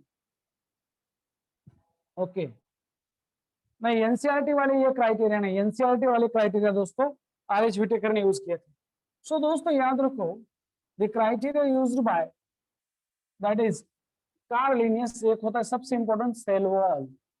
क्या क्राइटेरिया? Cell wall. जिनमें जिनमें जो जो ऑर्गेनिज्म में सेल वॉल थी, if cell wall is present, बिना सोचे उसने क्या किया, उनको किंगडम प्लांटे में रख दिया। जिनमें सेल वॉल एब्सेंट है उनको रख दिया kingdom Animalia. This is one criteria. Number second criteria दोस्तों मोटिलिटी और मोबिलिटी, लोकोमोशन वाला क्राइटेरिया। मोटिलिटी और लोकोमोशन, लोकोमोशन या फिर मोटिलिटी बोलेंगे। Motility means it is an ability to move from one place to another place, motility. तो motility जिसमें absent है वो है प्लांट, उसको पता था कि प्लांट एक जगह से दूसरी जगह जा नहीं सकते, और जिनमें मोटिलिटी प्रेजेंट है उन्हें रख दिया किंगडम प्लांट एनिमलिया में, किंगडम एनिमलिया में। नंबर 3, फिर उसने क्राइटेरिया कर दिया दोस्तों, दैट इज न्यूट्रिशन। न्यूट्रिशन तो वो इतना उसको पता नहीं था कि फोटोसिंथेसिस एंड ऑल दैट ये भी होता है, तो उसने कहा जो कुछ खाते नहीं है, डू नॉट ईट, बाहर का कुछ खाते नहीं है दोस्तों, उसे उसने रख दिया किंगडम प्लांटे में। और ईट और take the nutrition from other, eat. Okay, ये जो है डू नॉट ईट एंड दोस्तों जो एनिमल खाते हैं, eat. Okay, other plants and animal, जो दूसरे एनिमल्स को या फिर प्लांट्स को खाते हैं उन्हें उसने रख दिया किंगडम एनिमलिया में दोस्तों। नंबर 4 पे है that is response to stimulus, response to external stimulus. समझा देता हूं क्या है एक्सटर्नल स्टिमुलस, ये भी एक क्राइटेरिया यूज किया। मीन्स क्या है दोस्तों, रिस्पॉन्स टू एक्सटर्नल स्टिमुलस। मान लो कि अभी तो लॉकडाउन चल रहा है तो बहुत सारी चीजें मुझे करनी पड़ती है घर पे, या फिर हर एक घर पे जो आपके मम्मी पापा है या फिर आपके ब्रदर है वो भी करते होंगे दोस्तों। तो कभी कभी सपोज मैंने चाय बना ली, मैंने सुबह जो 6 का लेक्चर लेता हूँ तो मैं खुद चाय बनाता हूँ। मैं 5 बजे उठने के बाद थोड़ा सा जॉगिंग करता हूँ, और फिर सुबह 6 बजे डीएनआरपी होता है, डेली एनसीईआरटी रीडिंग प्रोग्राम होता है दोस्तों। तो उससे उसके बाद मैं चाय बनाता हूँ। सपोज मान लो कभी कभी मेरा हाथ जल गया, ओके, तो जो गरम है जिसके ऊपर मैं चाय बना रहा हूँ, थोड़ा सा मुझे वो जो आग है थोड़ी सी मेरे हाथ को लगी, गैस का जो फ्लेम है उससे मेरा हाथ जल गया, तो आई सडनली रिमूव, या फिर जो गरम चाय है उसमें मेरा क्या कहेंगे फिंगर उसमें डूब गया सपोज अनजाने से। तो दोस्तों वो जो हाई टेम्परेचर है, एक्सटर्नल स्टिमुला क्या है, वार्म है, टेम्परेचर बढ़ा हुआ है, तो उसकी वजह से क्या होगा, आई सडनली, रिस्पॉन्स क्या होगा, I suddenly withdraw my hand. So दोस्तों this is called response to external stimuli. ये जो होता है प्लांट जो है उसमें बहुत ही स्लो होता है और एनिमल में फास्ट होता है, एनिमल में फास्ट होता है। So these are the criteria used by Carl Linnaeus to classify living organism into plant and animal. तो दोस्तों कौन से लोग उसने किंगडम प्लांट में रखे और कौन से लोग उसने किंगडम एनिमल या रखे? एग्जाम्पल ये बहुत इंपॉर्टेंट, एग्जाम्पल ये बहुत इंपॉर्टेंट है दोस्तों। जैसे कि बैक्टीरिया को भी किंगडम प्लांट में रख दिया, गलती हो गई, बैक्टीरिया को किंगडम प्लांट में रख दिया, साइनोबैक्टीरिया को भी वही, क्योंकि इनको सेल वॉल थी। फिर दोस्तों अलगी या फिर सॉरी फिर फंगाई, फंगाई को भी वही रख दिया। फिर दोस्तों अलगी, उनको भी वही रख दिया, अलगी। फिर मॉसेस जो ब्रायोफाइट होते हैं उन्हें भी वही रख दिया दोस्तों, मॉसेस ब्रायोफाइट, उनको भी वही रख दिया। नाउ फिर जो फर्न थे, फर्न टेरिडोफाइट, उनको भी वही रख दिया। जिम्नोस्पर्म, उनको भी सेल वॉल होती है ना प्लांट, उनको भी वही रख दिया। और जो एंजियोस्पर्म है वो भी रख दिया, ये तो प्लांट ही है।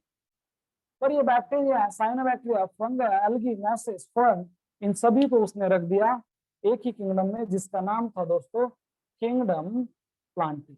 और एनिमल में हमें रख दिया दैट इज दोस्तों इनवर्टिब्रेट।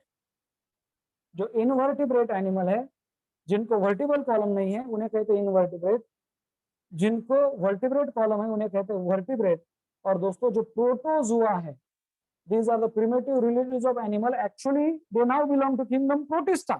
पर इन तीनों को रख दिया किंगडम एनिमलिया में। ये क्वेश्चन आता है इन अर्लियर क्लासिफिकेशन, क्वेश्चन आएगा दोस्तों in earlier classification before the Whittaker's bacteria are kept into kingdom plantae। in earlier classification before whitakers cyanobacteria are kept into kingdom plantae। फिर ये विटाकर ने बाकी के क्लासिफिकेशन किए हैं। तो ये क्लियर है, this is about the two kingdom classification. आप जरा देखोगे यहाँ पे, आप मुझे बोलो बैक्टीरिया यूनिसेलुलर और मल्टीसेलुलर, आपसे मेरा क्वेश्चन है, आर द बैक्टीरिया यूनिसेलुलर और मल्टीसेलुलर? दोस्तों बोलो वो कैसे है, यूनिसेलुलर है मल्टीसेलुलर है? यूनिसेलुलर। ओके, नाउ जिम्नोस्पर्म कैसे है दोस्तों? जिम्नोस्पर्म बोलो कैसे है? जिम्नोस्पर्म, जिम्नोस्पर्म या फिर एंजियोस्पर्म कैसे, प्लांट कैसे होते हैं, यूनिसेलुलर या मल्टीसेलुलर? बोलो प्लांट कैसे है? प्लांट मल्टीसेलुलर या फिर यूनिसेलुलर? प्लांट कैसे है? ओके, मल्टीसेलुलर है। नाउ बैक्टीरिया प्रोकैरियोटिक है या यूकैरियोटिक है? बैक्टीरिया प्रोकैरियोट और यूकैरियोट? सैश, Bentham and Hooker classification kingdom plant में आएगा। This is a classic natural system of classification to classify flowering plant, Bentham and Hooker. बात करेंगे बैक्टीरिया प्रोकैरियोट है, एंजियोस्पर्म क्या है, यूकैरियोट और प्रोकैरियोट?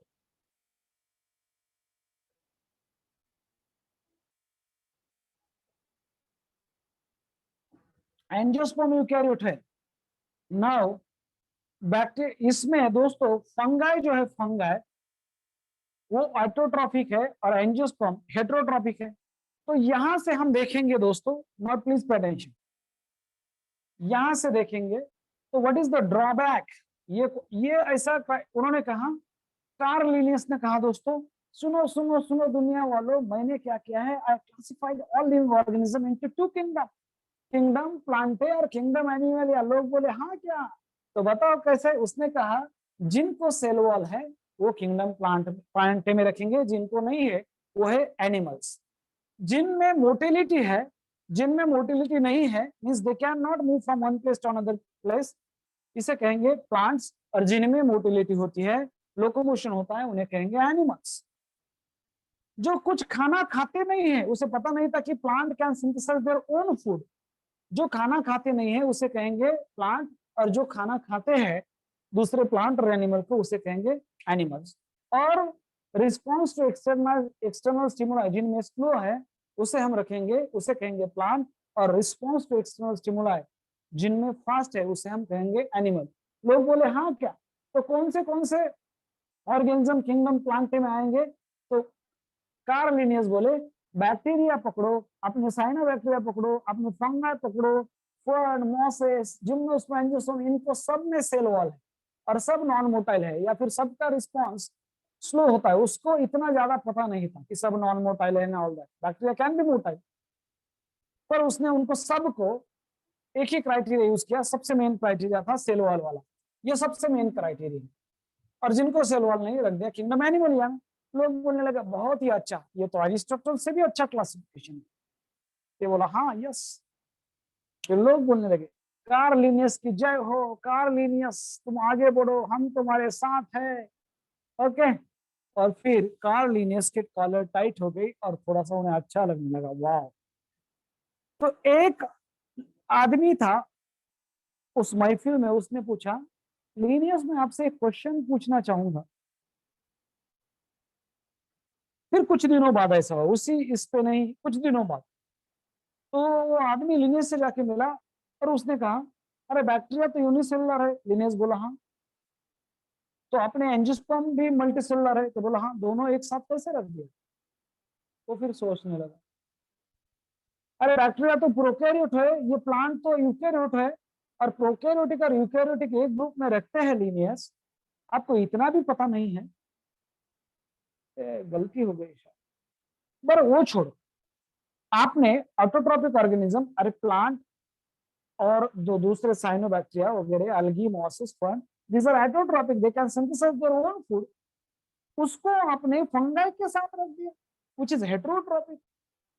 ये अच्छा नहीं किया आपने कार्ल लिंस, ये अच्छा नहीं किया।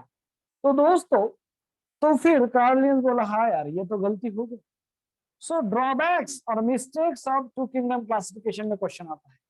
ड्रॉबैक्स, तो लोग बोले ऐसे ड्रॉबैक्स तो नहीं चलेंगे, तो पनिशमेंट दे दो। ड्रॉबैक्स ऑफ दोस्तों that is Carl Linnaeus, drawbacks of Carl Linnaeus, या फिर कौन सा, टू किंगडम क्लासिफिकेशन। क्या ड्रॉबैक्स है टू किंगडम क्लासिफिकेशन के, क्या ड्रॉबैक्स है दोस्तों? He fail to distinguish between, उसको फर्क समझ नहीं आया।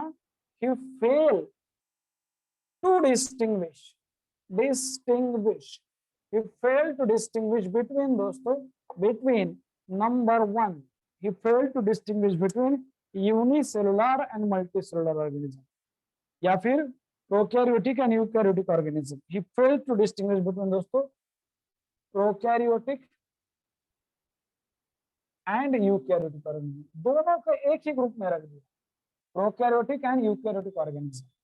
he failed to distinguish between दोस्तों, you fail to distinguish between that is unicellular and multicellular organism, unicellular and multicellular organism, unicellular and multicellular organism, 1 2 3। और नंबर दोस्तों, he also failed to distinguish between autotrophic and heterotrophic organism, he failed to distinguish between autotrophic and heterotrophic organism। Heterotrophic means आपको पता है, they are dependent on other organism for their food supply. So ये question है दोस्तों, this is an MCQ.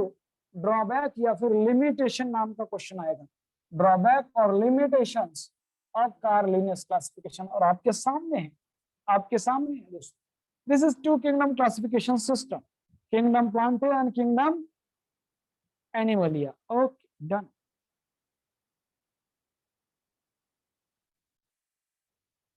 सो ये clear है दोस्तों? Okay, ये क्लियर है। कल का सेमिनार आपने अटेंड किया है? अगर अटेंड नहीं किया दोस्तों, तो अपना जो चैनल है AIB, वहां पे वो सेमिनार है, तो प्लीज वहां पे जाके आप देख सकते हो। वहां पे मैंने वो सेमिनार रखा है, वहां पे आप जाके देख सकते हो। ठीक है, ओके चलो। तो आज के डाउट लेते दोस्तों। ओके, कर लिया था तो कोई बात नहीं, ये समझ में आया। तो आज हमने क्या सीखा, थोड़ा सा रिवाइज करेंगे। हमने सीखा, हमने टॉपिक चालू किया biological classification, topics to be covered, उसमें इंट्रोडक्शन था, two kingdom classification, two classification system, फिर क्लासिफिकेशन सिस्टम है दोस्तों two kingdom classification given by Carl Linnaeus, three kingdom classification given by Haeckel, four kingdom classification given by Copeland, five kingdom classification is given by RH Whittaker, six kingdom classification is given by दोस्तों that is Carl Woese. Two kingdom classification में two kingdom जो है वो है Plantae Animalia, three kingdom में आते हैं दोस्तों protista, plantae Animalia, four kingdom में आएंगे that is monera, protista, plantae Animalia, और फाइव किंगडम क्लासिफिकेशन में आते हैं that is monera, protista, fungi, plantae and Animalia. So RH Whittaker ने फंगाई को इंट्रोड्यूस किया था। और सिक्स किंगडम क्लासिफिकेशन में आते हैं archaebacteria, eubacteria, Protista, fungi, plantae and Animalia. ये आपने धमाल नाम का मूवी सुना है? धमाल नाम का मूवी आपने देखा है? अरशद वारसी और Riteish Deshmukh and all that, देखा है या नहीं? यस और नो? तो दोस्तों कॉमेडी मूवी है, और वहां पे उनको गोवा जाना होता है, और अरशद वारसी और अपना जो जावेद जाफरी है उसका भाई, वो टोपी वाला, तो उनको ना एक लिफ्ट मिलती है गाड़ी में, वो साउथ इंडियन का आदमी होता है, तमिलनाडु का। तो फिर गलती से अरशद वारसी उसको नाम पूछता है कि आपका नाम क्या है, तो वो फिर शुरू कर देता है नाम लेना दोस्तों। तो वैसे ही ये है, पहले क्या थे, प्लांटे एनिमलिया, पहले क्या थे प्लांटे एनिमलिया, फिर हो गए पहले प्लांटे एनिमलिया, फिर हो गए दोस्तों प्रोटिस्टा प्लांटे एनिमलिया, फिर हो गए मोनेरा प्रोटिस्टा प्लांटे एनिमलिया, फिर हो गए दोस्तों Monera protista fungi Plantae Animalia, और फिर हो गए Archaebacteria Eubacteria Protista fungi Plantae Animalia. So these are the 6 kingdom classification. फिर हमने देखा दोस्तों कि मोनेरा में आर्किबैक्टीरिया और यूबैक्टीरिया है। फिर किंगडम प्रोटिस्टा में 5 ग्रुप है, और वो ग्रुप है दोस्तों chrysophytes, dinoflagellates, euglenoids, slime moulds and protozoa. कैसे याद रखेंगे? क्राइजो डायनो हुआ हुआ, मोल्डो प्रोटोजोआ जुआ, दिल युगलो तूने दिल को छू लिया रे, सब आते हैं किंगडम और सब आते हैं प्रोटिस्टा में। फिर दोस्तों किंगडम फंगा है, उसमें 4 लोग हैं, that is phycomycetes, ascomycetes, basidiomycetes, deuteromycetes. कैसे याद रखेंगे? पी ए बी और डी, पब डी। फिर हमने देखा दोस्तों earlier classification system is based on use of organism, और वो क्या है? दैट इज क्राइटेरिया क्या था? रोटी कपड़ा और मकान, that is food, clothing and shelter के ऊपर। फिर Aristotle is the first man who made an first attempt to classify living organism on scientific basis. उसने साइंटिफिक अटेम्प्ट करके लिविंग ऑर्गेनिज्म को क्लासिफाई किया। he classified plant into herb, shrub and trees based on the size. he classified animal into Ina-Ima, Ana-Ima. Ina-Ima means animal with red blood, Ana-Ima means animal without red blood. he classified animal also into 3 groups based on their habitat. what is habitat? It is a natural living home of an organism. तो दोस्तों उसमें क्या है? That is terrestrial animal, aquatic animal और aerial animal. फिर हमने देखा कि 2 किंगडम क्लासिफिकेशन कंट्रीब्यूशन ऑफ दोस्तों कार्ल लिनियस, और ये जो कार्ल लिनियस है, Carl Linnaeus he proposed 2 kingdom classification system. He also proposed binomial nomenclature. It is the scientific method to give a 2 name to the any living organism. One name is genus and another name is of species, and he is also father of taxonomy. And now हमने देखा कि 2 kingdom classification में Carl Linnaeus classified all living organism into kingdom Plantae and Animalia. And now criteria used by Carl Linnaeus are the cell wall. If cell wall is present, that organism will include to Plantae. If absent, then it is included in Animalia. Mortality, if mortality is absent, that organism is included in Plantae. If mortality is present, that organism is classified into Animalia. If nutrition, if that organism do not eat, means वो खुद का खाना खुद बनाते हैं, तो Plantae. और if animal eat other plant and animal, तो वो दोस्तों Animalia. Response to external stimuli जिनमें slow है, they are included into kingdom Plantae, और जिनमें response to stimuli fast है, they are included into kingdom Animalia दोस्तों. Now example है, that is फिर bacteria, cyanobacteria, fungi, algae, mosses, fern, gymnosperm, angiosperm belong to Plantae, और दोस्तों invertebrate, vertebrate और protozoa they belong to kingdom Animalia. Now what are the drawback or limitation of Carl Linnaeus classification? He failed to distinguish between दोस्तों prokaryotic and eukaryotic cell, failed to distinguish between unicellular and multicellular organism, and also failed to distinguish between autotrophic and heterotrophic organism. Thank you so much. Thank you. Okay, चलो time हुआ है। Stimulus means बाहर का, जैसे कोई भी दोस्तों, जैसे यहाँ पे मुझे किसने काटा है, किसी एंट ने काटा है या फिर किसी ने टच किया है, तो ये कहते हैं स्टिमुलस। हमारे बॉडी को किसी ने टच किया है या फिर टेम्परेचर लो या हाई टेम्परेचर की महसूस होना, परसीव करना कोई तो भी एक्सटर्नल स्टिमुलस, किसे कहते हैं स्टिमुलस। ओके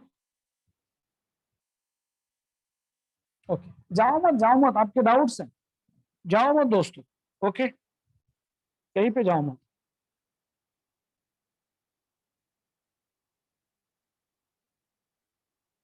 पूछो ना, सेल से रिलेटेड भी डाउट पूछो। ठीक है, मोटिलिटी मीन्स 2 मिनट, हाँ 2 मिनट मैं आपके डाउट लेता हूँ। कल स्टोरी सुनाऊंगा, आज नहीं, कल स्टोरी सुनाते हैं दोस्तों। ओके, क्लास उस्मानपुरा मध्ये आहे, कल सुनेंगे एक स्टोरी अच्छी सी। का सांगू स्टोरी? सांगू का? सांगू स्टोरी? बर, एकच मिनिट, हा थांबा थांबा, 2 मिनिट, जाऊ नका कुठं, 2च मिनिट, 2च minute, wait.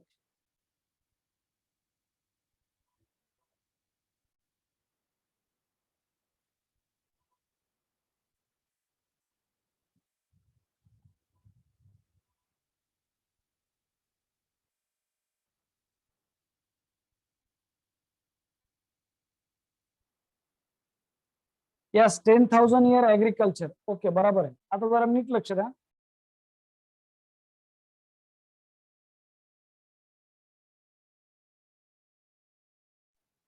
MCQ of the day पण घेतो. बर आता आपण एक 2 दिवसातच डीएनआरपी सुरू करणार आहोत, डेली एनसीईआरटी रिडिंग प्रोग्राम. इव्हिनिंगला ते असणार आहे daily NCERT reading program. Okay आपण ते इव्हिनिंगला किंवा मॉर्निंग आवर मध्ये पॉसिबल असलं तर घेऊया, किंवा इव्हिनिंगला डेली एनसीईआरटी रिडिंग प्रोग्राम. ठीक आहे. हा आफ्टर 5 o'clockच घेऊया. जे काय वाचून होईल, जे काय आज शिकवण होईल ते आपण वाचून घेणार आहोत. एकदा फक्त काही 1-2 उद्या किंवा परवा सुरू करूया आपण डीएनआर. परवापासून सुरू करूया, 1-2 दिवसात. ठीक आहे, परवापासून जेवढं आज शिकवलंय तेवढं वाचून होईल.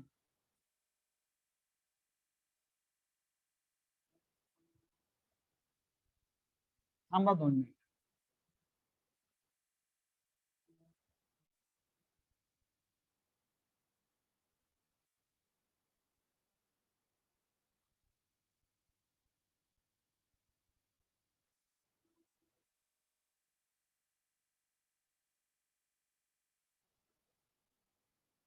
बघा तुम्हाला सांग, स्टोरी अशी आहे की ना, एक हत्तीचं बच्चू असतो, छोटा हत्ती, एकदम छोटा हत्ती. त्याचा जस्ट जन्म झालेला आहे. ओके, जन्म होऊन त्याला एक 8-10 दिवस झाले तर असा हत्ती. डीएनआरपी 11वीच्या बॅचचं सांगतो मी, तुमच्या नवीन बॅचचा ईगल बॅच. ऐका आता नीट लक्ष द्या. एक छोटस हत्तीचं पिल्लू असतं आणि त्या मालकाकडे खूप सारे हत्ती असतात. ठीक आहे, पण ते पिल्लू लहान असल्यामुळे त्यांनी काय केलं असतं, त्या पिल्ल्याच्या पायाला ना बांधलेलं असतं. पिल्ल्याच्या पायाला ना बांधलेलं असतं. आणि एक छोटीशी अशी एक मेक असते, समजा लाकडाच्या ह्याला असं लाकूड जमिनीत रवलं असतं आणि तिथे त्याला बांधलेलं असतं. तर मग ते जे पिल्लू आहे, लक्षात ठेवा, ते एकदम त्याला एवढं काय वाटत नाही. त्याला प्रॉपर पाणी मिळत राहतं.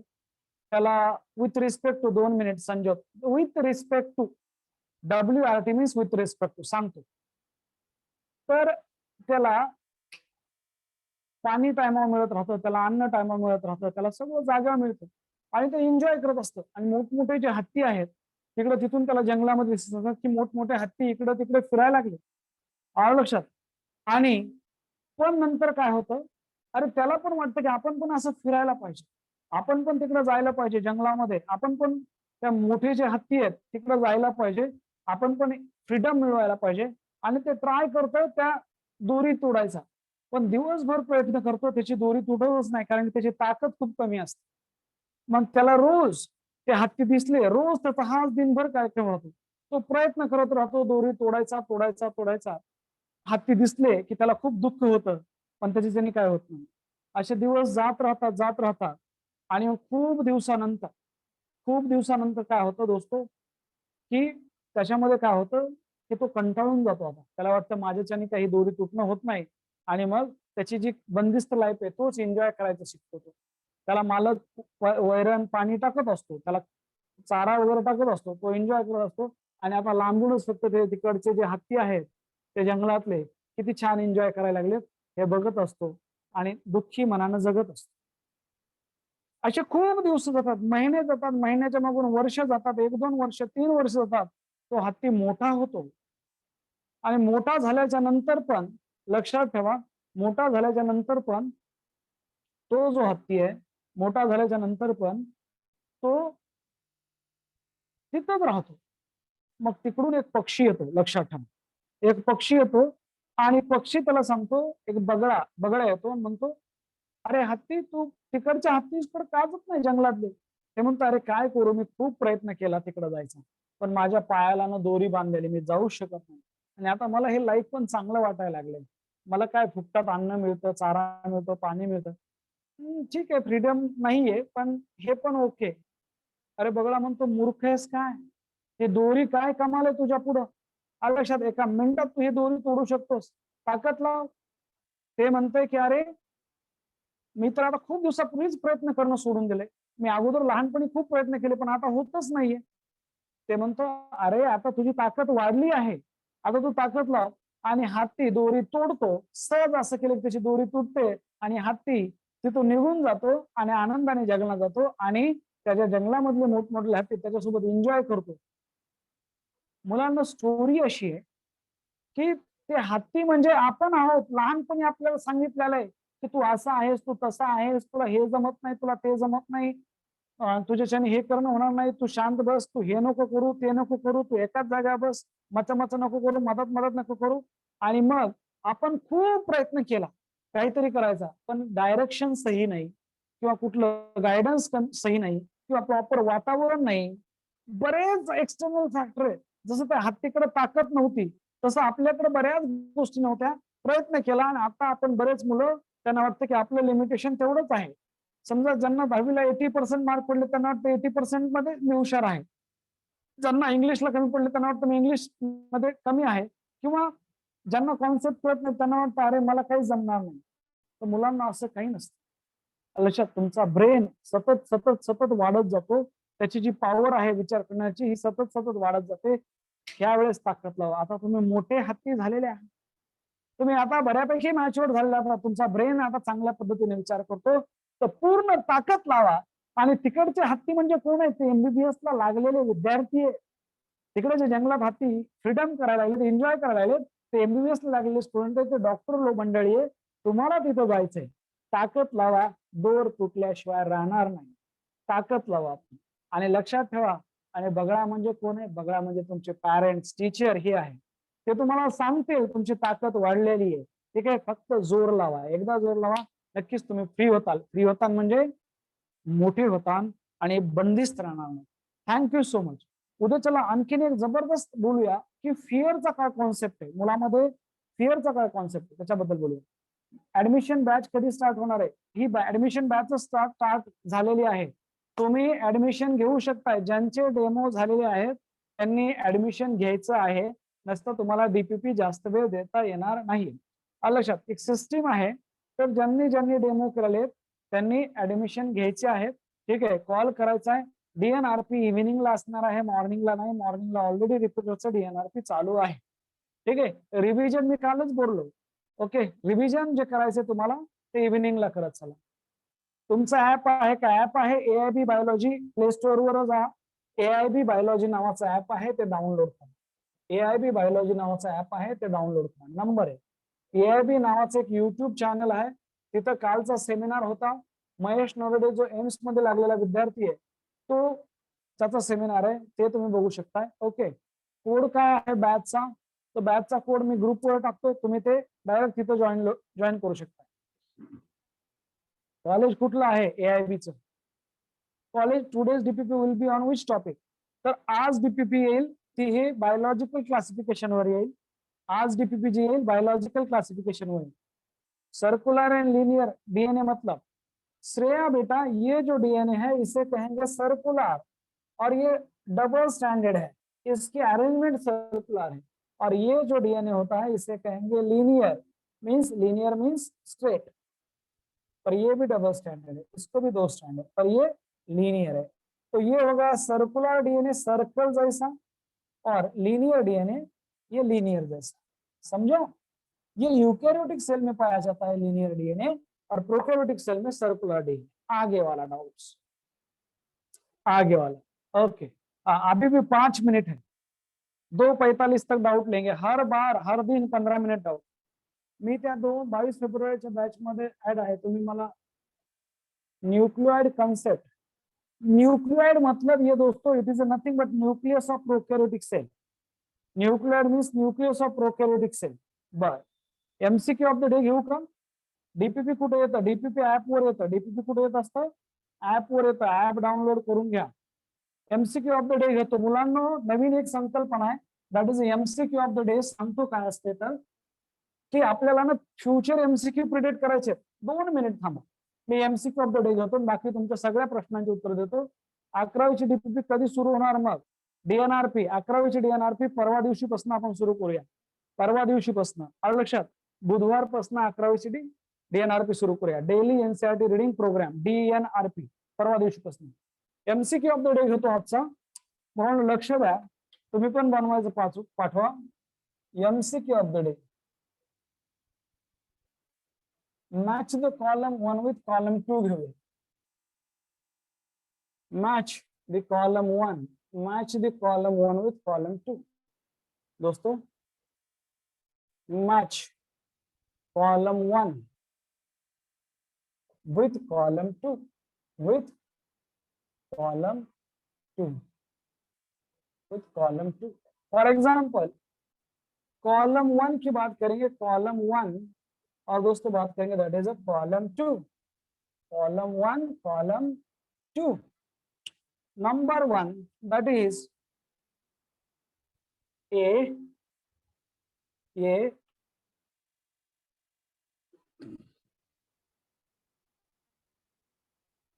that is protista, protista.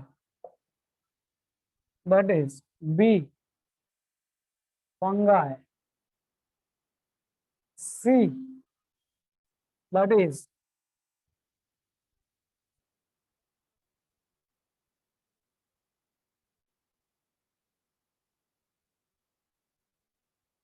four kingdom classification, four kingdom classification. और D, that is दोस्तों that is six kingdom classification, six kingdom classification. ये कॉलम 1. कॉलम 2 में लिखेंगे दैट इज दोस्तों 1, दैट इज स्लाइम 1 है दोस्तों, दैट इज कोप्लांट. नंबर 2 पे है दोस्तों दैट इज बेसिडियोमाइसिट. नंबर 2 पे लिखेंगे दैट इज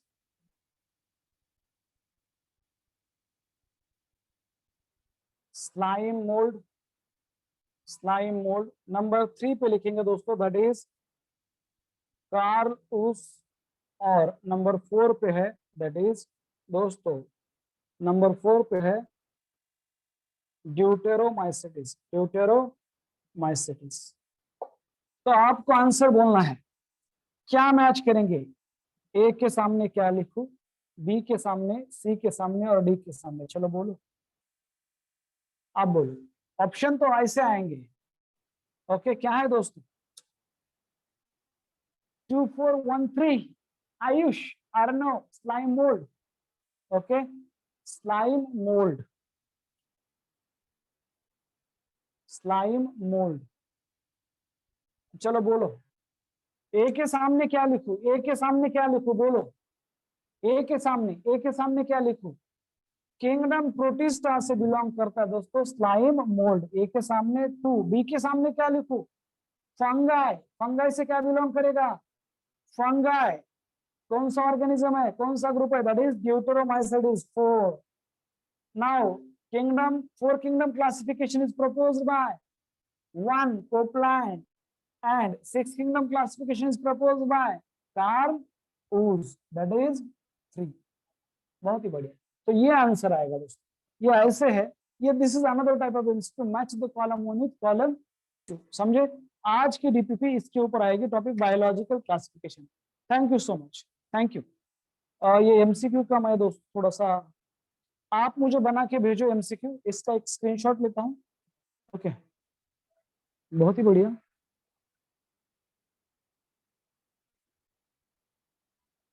आणि आता तुमचे प्रश्न जे काय असतील ते विचारा.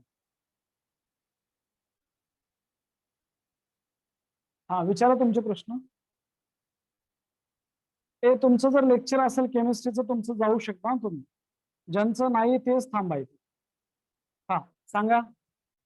सर सर माझा जनरल ग्रुप आहे, तर माझा 6:30 पर्यंत क्लास असतो. तुम्ही प्लस डीएनआरपी नंतर घेऊ शकता का? बरं ठीक आहे अभिषेक.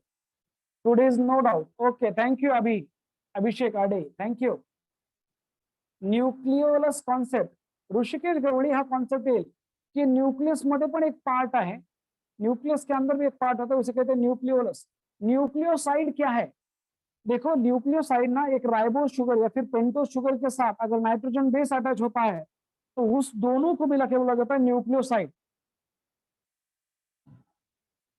बैच कोड मुझे पता नहीं है वेदांश बेटा, बैच कोड थोड़ी ध्यान में रहेगा मेरे. तो मैं आपको ऐड करता हूँ, प्लीज मैसेज में, मेरा नंबर है भास्कर सिंधे करके कि सर मैंने डाउनलोड किया है, मुझे मैसेज करो, मैं ऐड कर दूंगा आप कि सर प्लीज मैंने ऐप डाउनलोड किया, मुझे ऐड करो, मैं ऐड कर दूंगा।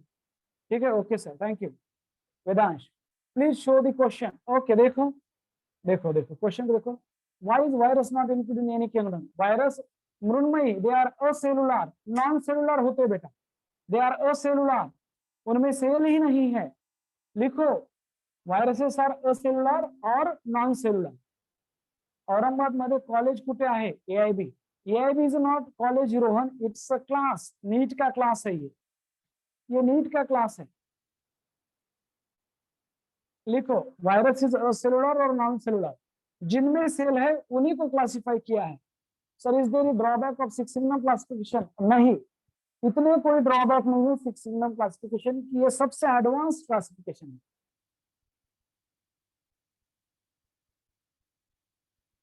उस्मानपुरामध्ये आहेत एआयबी क्लासेस, संत एकनाथ मंदिराजवळ, पवन गॅस एजन्सीच्या समोर। Good day, thank you. विचारा पटापटा पटापटा डाऊट काय करत चला तुम्ही। What is cyanobacteria? Sakshi Tadke, cyanobacteria are these are nothing but दोस्तों फोटोसिंथेटिक बैक्टीरिया है।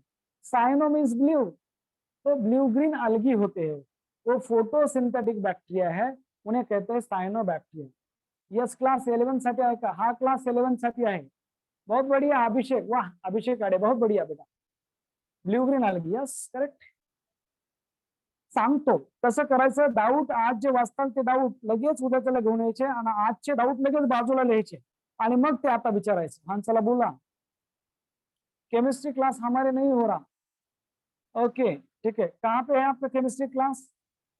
What is hemichordata? Wow Tanashree Patil, hemichordata actually these are the सबसे एडवांस इनवर्टिब्रेट है, जिनमें पहले साइंटिस्ट को लगा कि उसमें कॉर्डेट जैसा कोई स्ट्रक्चर है, कॉर्डेट जैसे नोटोकॉर्ड वैसा स्ट्रक्चर है, उसे कहते हैं स्टोमोकॉर्ड।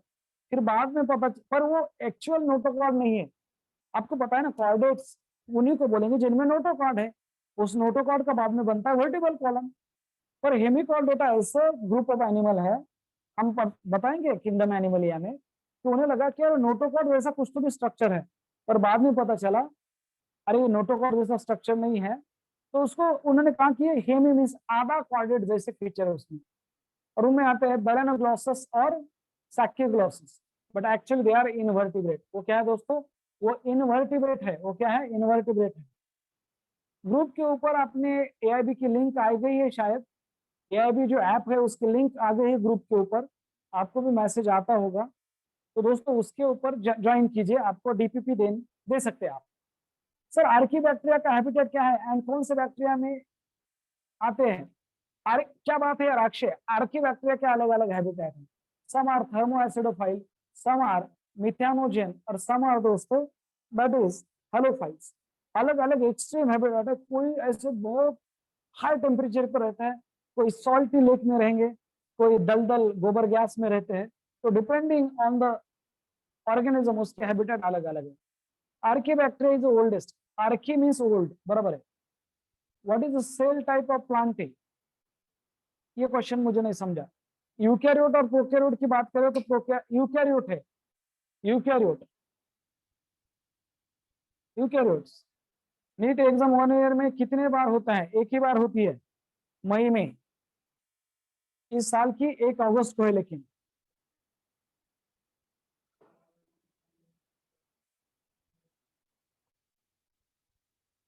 किंगडम एनिमलिया में तनिश्री बेटा, किंगडम एनिमलिया, ओके, बहुत ही खतरनाक टॉपिक है, शायद इसके बाद हम जल्दी उस टॉपिक के बाद आएंगे। किंगडम एनिमलिया, पीसीसी पामी high court, porifera, coelenterata, ctenophora, platyhelminthes, aschelminthes, annelida, arthropoda, mollusca, echinodermata, hemichordata, and chordata. these are the 11 phylum, these are the 11 phylum। Okay, उसके बारे में बात करेंगे। डाउट पूछो, रुकते हैं अभी, टाइम हो गया। Okay, thank you so much, bye bye, take care, पढ़ते रहो चैंपियंस, बाय।